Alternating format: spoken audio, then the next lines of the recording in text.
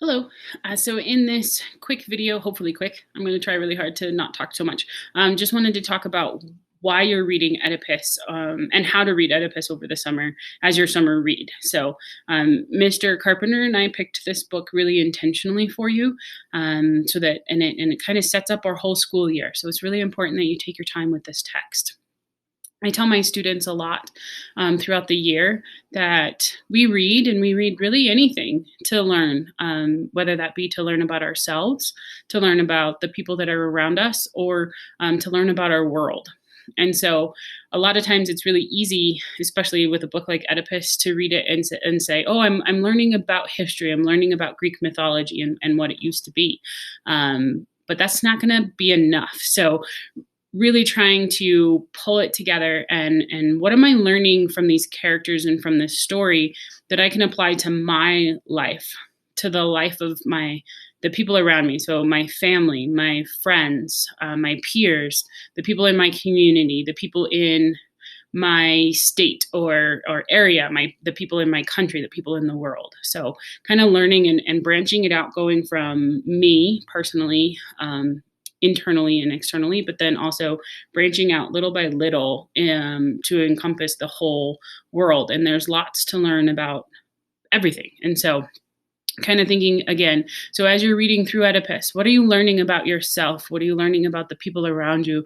And what are you learning about your world? We picked Oedipus specifically because we knew that it would challenge your thinking.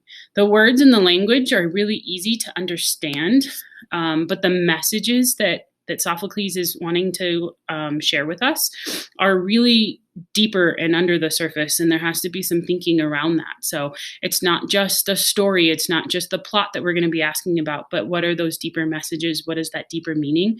And so really digging into and thinking about that text is really important. To help you with that, here's a couple of tips that I can share with you that I've learned over the years. So one, don't read it all at once or even in large chunks. It might be really easy to do because it's a play, and so it reads really quickly. But you really do want to sit and think about the pieces. And so maybe think about pausing when the chorus shows up, and really sitting on the pieces in between. If you think about the chorus being kind of the intermission between acts or between scenes, that could be a really great help. That could also be a great place to kind of pause and think about everything that's gone on since.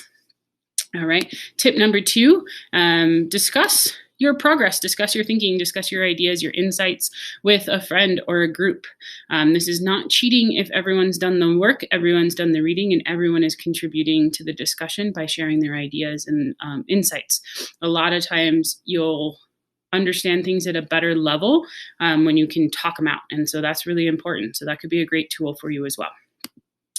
And then I also have an analysis chart for you that could be really helpful in how to present or how to analyze for character. And so I've kind of broken it up with different levels, level 1, level 2, and level 3, as well as interpreting theme, level 1, level 2, and level 3. I want you to also really pay attention to the fact that all of these levels are important and we should be doing them all. Level 3 isn't the better level. It just depends on where you are in your thinking and where you are in the text.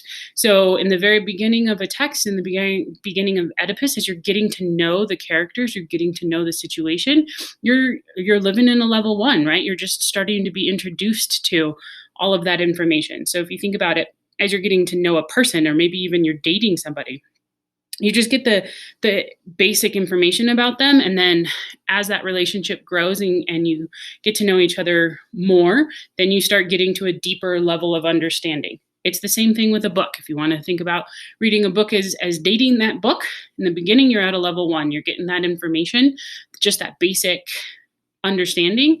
And then as you spend more time with it, as you get deeper into the book, you get deeper into those levels, you get deeper into the relationship that you have and the understanding that you have of that text. And so this chart can really help you with kind of what are those specific things that I can do or that I can think about or consider as I get deeper into a book, so that I make sure that I'm really digging deep and I'm not just staying on the surface. And this can be challenging if this isn't something you've practiced before. So this chart can help you. I think other than that, you should be good. Just remember, we're teachers here to see what you're thinking about and to push that thinking. We're not looking for right answers. We're looking for your interpretations and your analysis of the text.